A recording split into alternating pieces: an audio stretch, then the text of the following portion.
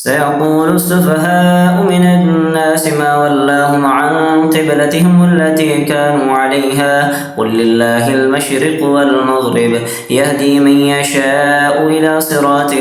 مستقيم وكذلك جعلناكم أمة وسطا لتكونوا شهداء على الناس ويكون الرسول عليكم شهيدا وما جعلنا القبلة التي كنت عليها إلا لنعلم من يتبع الرسول ممن ينقلب على عقبيه وإن كانت لكبيرة إلا على الذين هدى الله وما كان الله ليضيع إيمانكم إن الله بالناس لرؤوف رحيم قد نرى تقلب وجهك في السماء فلنولينك قبلة ترضاها فول وجهك شطر المسجد الحرام وحيث ما كنتم فولوا وجوهكم شطره وإن الذين أوتوا الكتاب ليعلمون أنه الحق من ربهم وما الله بغافل عما يعملون ولئن أتيت الذين أوتوا الكتاب بكل آية ما تبعوا قبلتك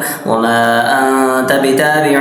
قبلتهم وما بعضهم بتابع قبلة بعض ولئن اتبعت أهواءهم من بعد ما جاءك من العلم إنك إذا لمن الظالمين الذين آتيناهم الكتاب يعرفونه كما يعرفون أبناءهم وإن فريقا منهم ليكتمون الحق فهم يعلمون الحق من ربك فلا تكونن من الممترين ولكل وجهة هو موليها فاستبقوا الخيرات أينما تكونوا يأت بكم الله جميعا إن الله على كل شيء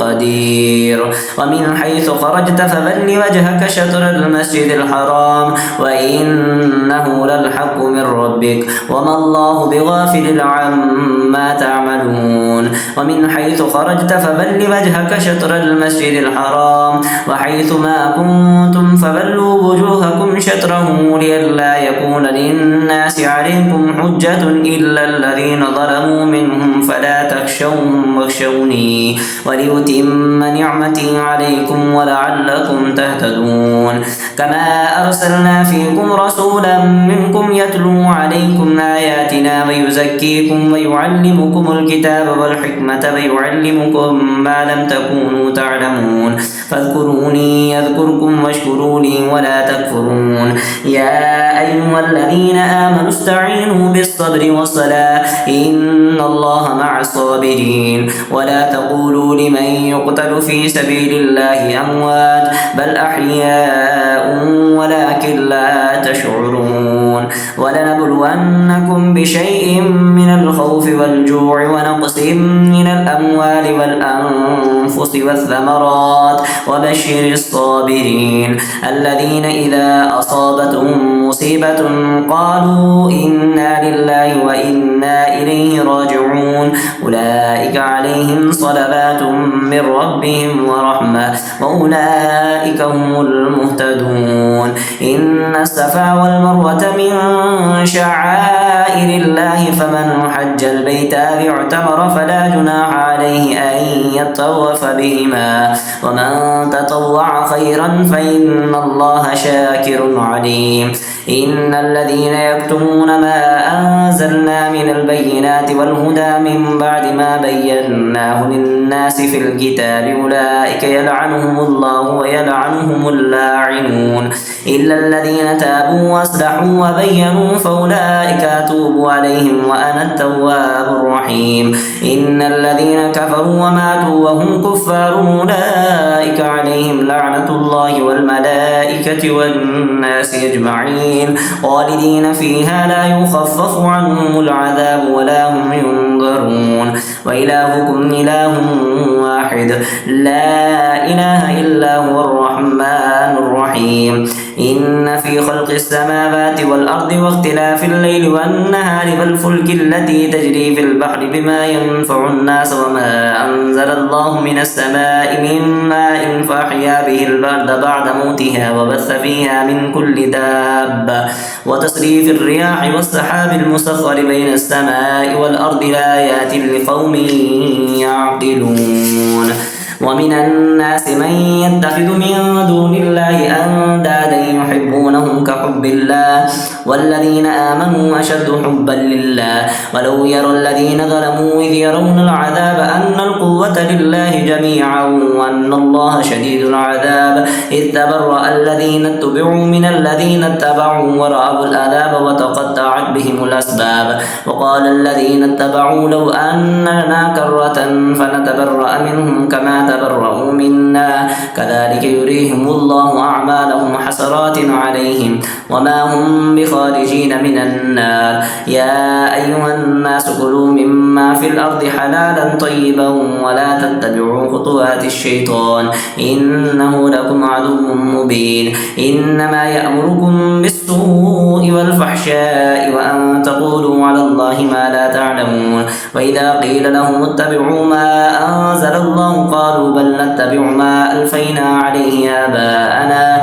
أولو كان آباؤهم لا يعقلون شيئا ولا يهتدون ومثل الذين كفروا كمثل الذي ينعق بما لا يسمع إلا دعاء ونداء صم بكم عمي فهم لا يعقلون يا أيها الذين آمنوا كلوا من طيبات ما رزقناكم واشكروا لله إن كنتم إياه تعبدون إنما حرم عليكم الميتة والدم ولحم الخنزير وما أهل به لغير الله فمن اضطر غير باغ ولا عاد فلا إثم عليه إن الله غفور رحيم إن الذين يكتمون ما أنزل الله من الكتاب ويشترون به ثمنا قليلا أولئك ما يأكلون في بطونهم إلا النار ولا يكلمهم الله يوم القيامة ولا يزكيهم ولهم عذاب أليم أولئك الذين اشتروا الضلالة بالهدى والعذاب بالمغفرة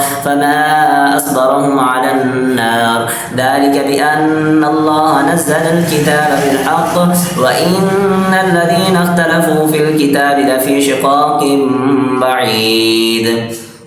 ليس البر أن تولوا وجوهكم قبل المشرق والمغرب ولكن البر من آمن بالله واليوم الآخر والملائكة والكتاب والنبيين وآتى المال على حبه ذوي القربى واليتامى والمساكين وابن السبيل والسائلين وفي الرقاب وأقام الصلاة وآتى الزكاة والموفون بعهدهم إذا عاهدوا والصابرين في البأساء والضراء وحين البأس أولئك الذين صدقوا وأولئك هم المتقون يا أيها الذين آمنوا كتب عليكم القصاص في القتلى الحر بالحر والعبد بالعبد والأنثى بالأنثى فمن عفي له من أخيه شيء فاتباع بالمعروف وأداء إليه بإحسان ذلك تخفيف من ربكم ورحمة فمن اعتدى بعد ذلك فله عذاب أليم ولكم في القصاص حياة يا أولي الألباب لعلكم تتقون كتب عليكم إذا حضر أحدكم الموت إن ترك خيرا الوصية للوالدين والأقربين بالمعروف حقا على المتقين فمن بدله بعد ما سمعه فإنما إثمه على الذين يبدلونه إن الله سميع عليم فمن خاف من موص جنفا أو إثما فأصلح بينهم فلا إثم عليه إن الله غفور رحيم يا أيها الذين آمنوا كتب عليكم الصيام كما كتب على الذين من قبلكم لعلكم تتقون أياما معدودات فمن كان منكم مريضا أو على سفر فعدة من أيام أخر وعلى الذين يطيقونه فدية طعام مسكين فمن تطوع خيرا فهو خير له وأن تصوموا خير لكم إن كنتم تعلمون شهر رمضان الذي أنزل فيه القرآن هدى للناس وبينات من الهدى والفرقان فمن شهد منكم الشهر فليصم ومن كان مريضا أو على سفر فعدة من أيام أخر يريد الله بكم اليسر ولا يريد بكم العسر ولتكملوا العدة ولتكبروا الله على ما هداكم ولعلكم تشكرون وإذا سألك عبادي أني فإني قريب أجيب دعوة الداء إذا دعان فليستجيبوا لي فليؤمنوا بي لعلهم يرشدون. أحل لكم ليلة الصيام الرفث إلى نسائكم هن لباس لكم وأنتم لباس لهن علم الله أنكم كنتم تختارون أنفسكم فتاب عليكم وعفى عنكم فالآن باشروهن وابتغوا ما كتب الله لكم وكلوا واشربوا حتى يتبين لكم الخيط الأبيض من الخيط الأسود من الفجر ثم أتموا الصيام إلى الليل ولا تباشروهن وأنتم عاكفون في المساجد تلك حدود الله فلا تقربوها كذلك يبين الله آياته للناس لعلهم يتقون. ولا تأكلوا أموالكم بينكم بالباطل وتدلوا بها إلى الحكام لتأكلوا فريقا من أموال الناس بالإثم وأنتم تعلمون. يسألونك عن الأحلة قل هي مواقيت للناس والحج وليس البر بأن تأتوا البيوت من ظهورها ولكن البر من اتقى وأتوا البيوت من أبوابها واتقوا الله لعلكم تفلحون. وقاتلوا في سبيل الله الذين يقاتلونهم ولا تعتدوا إن الله لا يحب المعتدين. واقتلوهم حيث ثقفتموهم وأخرجوهم من حيث أخرجوكم والفتنة أشد من القتل ولا تقاتلوهم عند المسجد الحرام حتى يقاتلوكم فيه فإن قاتلوكم فاقتلوهم كذلك جزاء الكافرين فإن ينتهوا فإن الله غفور رحيم. وقاتلوهم حتى لا تكون فتنة ويكون الدين لله فإن ينتهوا فلا عدوان إلا على الظالمين. الشهر الحرام بالشهر الحرام والحرمات قصاص فمن اعتدى عليكم فاعتدوا عليه بمثل ما اعتدى عليكم واتقوا الله واعلموا أن الله مع المتقين. وأنفقوا في سبيل الله ولا تلقوا بأيديكم إلى التهلكة وأحسنوا إن الله يحب المحسنين. وأتموا الحج والعمرة لله فإن أحسرتم فما استيسر من الهدي ولا تحلقوا رؤوسكم حتى يبلغ الهدي محله فمن كان منكم مريضا أو به أذى من رأسه ففدية من صيام أو صدقة أو نسك فإذا أمنتم فمن تمتع بالعمرة إلى الحج فما استيسر من الهدي فمن لم يجد فصيام 3 أيام في الحج و7 إذا رجعتم تلك 10 كاملة ذلك لمن لم يكن أهله حاضر المسجد الحرام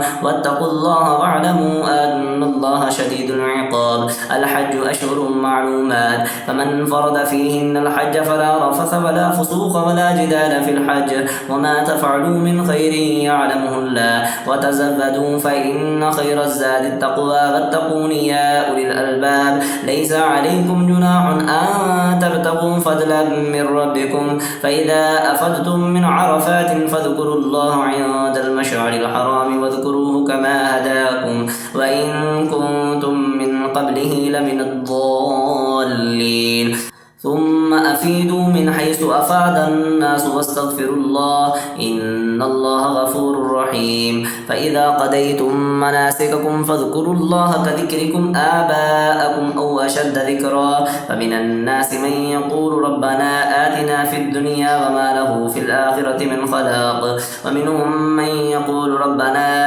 آتنا في الدنيا حسنة وفي الآخرة حسنة وقنا عذاب النار أولئك لهم نصيب مما كسبوا والله سريع الحساب. واذكروا الله في أيام معدودات فمن تعجل في يومين فلا إثم عليه ومن تأخر فلا إثم عليه لمن اتقى واتقوا الله واعلموا أنكم إليه تحشرون. ومن الناس من يعجبك قوله في الحياة الدنيا فيشهد الله على ما في قلبه وهو ألد الخصام وإذا تولى سعى في الأرض ليفسد فيها ويهلك الحرث والنسل والله لا يحب الفساد. وإذا قيل له اتق الله أخذته العزة بالإثم فحسبه جهنم ولبئس المهاد. ومن الناس من يشري نفسه ابتغاء مرضات الله والله رؤوف بالعباد. يا أيها الذين آمنوا ادخلوا في السلم كافة ولا تتبعوا خطوات الشيطان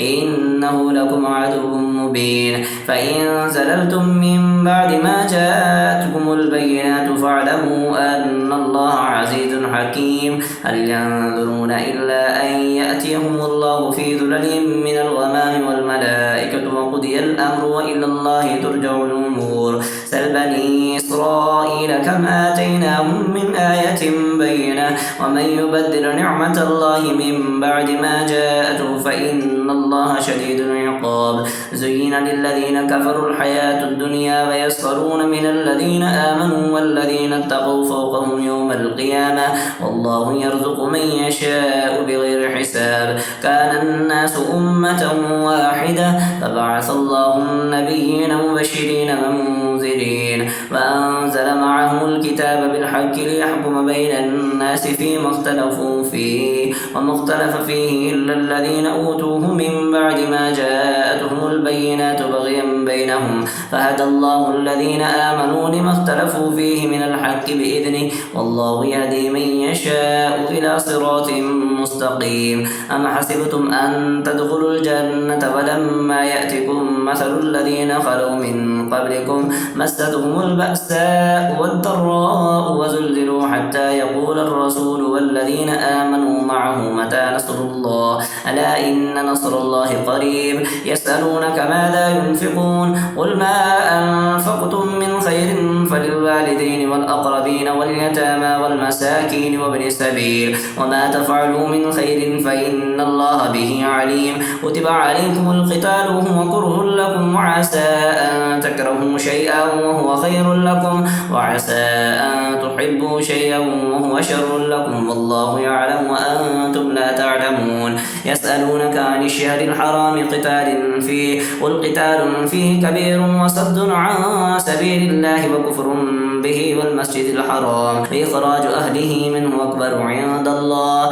والفتنة أكبر من القتل ولا يزالون يقاتلونكم حتى يردوكم عن دينكم إن استطاعوا ومن يرتد منكم عن دينه فيمت وهو كافر فأولئك حبطت أعمالهم في الدنيا والآخرة أولئك أصحاب النار هم فيها خالدون. إن الذين آمنوا والذين هاجروا وجاهدوا في سبيل الله أولئك يرجون رحمة الله والله غفور رحيم. يسألونك عن الخمر والميسر قل فيهما إثم كبير ومنافع للناس وإثمهما أكبر من نفعهما ويسألونك ماذا ينفقون قل العفو كذلك يبين الله لكم الآيات لعلكم تتفكرون في الدنيا والآخرة. ويسألونك عن اليتامى قل إصلاح لهم خير وإن تخالطوهم فإخوانكم والله يعلم المفسد من المصلح ولو شاء الله لعنتكم إن الله عزيز حكيم. ولا تنكحوا المشركات حتى يؤمن ولأمة مؤمنة خير من مشركة ولو أعجبتكم ولا تنكحوا المشركين حتى يؤمنوا ولعبد مؤمن خير من مشرك ولو أعجبكم أولئك يدعون إلى النار والله يدعو إلى الجنة والمغفرة بإذنه ويبين آياته للناس لعلهم يتذكرون. ويسألونك عن المحيض قل هو أذى فاعتزلوا النساء في المحيض ولا تقربوهن حتى يطهرن فإذا تطهرن فأتوهن من حيث أمركم الله إن الله يحب التوابين ويحب المتطهرين. نساؤكم حرث لكم فأتوا حرثكم أن شئتم وقدموا لأنفسكم واتقوا الله واعلموا أنكم ملاقوه وبشر المؤمنين. ولا تجعلوا الله عرضة لأيمانكم أن تبروا وتتقوا وتصلحوا بين الناس والله سميع عليم. لا يؤاخذكم الله باللغو في أيمانكم ولكن يؤاخذكم بما كسبت قلوبكم والله غفور حليم. للذين يؤلون من نسائهم تربص 4 أشهر فإن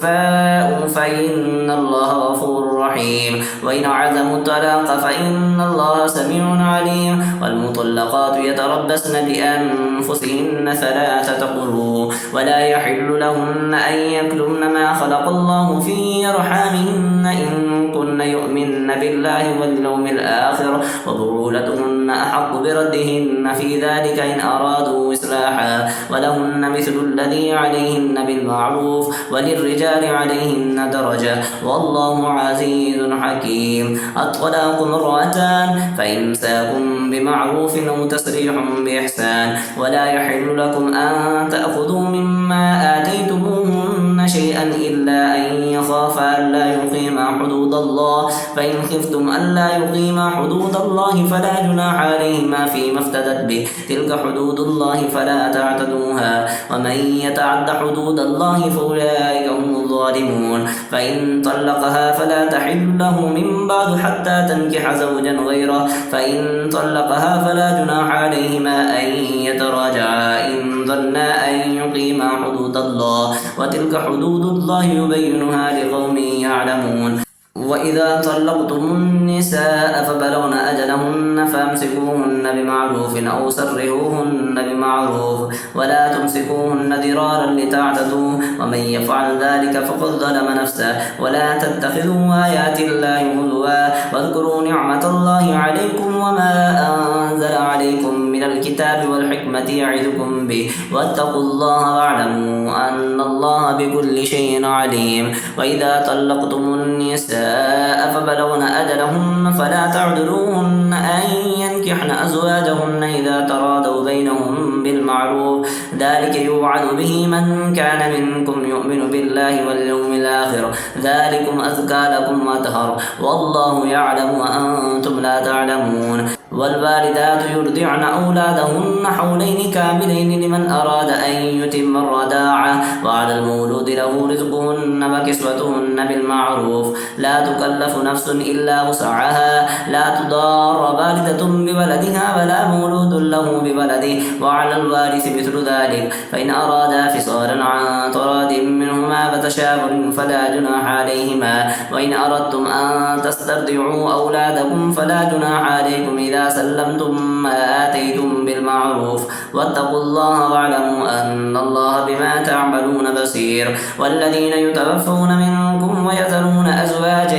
يتربصن بأنفسهن 4 أشهر وعشرا فإذا بلغن أجلهن فلا جناح عليكم فيما فعلن في أنفسهن بالمعروف والله بما تعملون خبير. ولا جناح عليكم فيما عرضتم به من خطبة النساء وكنتم في أنفسكم علم الله أنكم ستذكرونهن ولكن لا تواعدوهن سرا إلا أن تقولوا قولا معروفا ولا تعزموا عقدة النكاح حتى يبلغ الكتاب أجله واعلموا أن الله يعلم ما في أنفسكم فاحذروا واعلموا أن الله غفور حليم. لا جناح عليكم إن طلقتم النساء ما لم تمسوهن أو تفردوا لهن فريدا ومتعوهن على الموسع قدره وعلى المقتر قدره متاعا بالمعروف حقا على المحسنين. وإن طلقتموهن من قبل أن تمسوهن فقد فرضتم لهن فريدة فنصف ما فرضتم إلا أن يعفون أو يعفو الذي بيده عقدة النكاح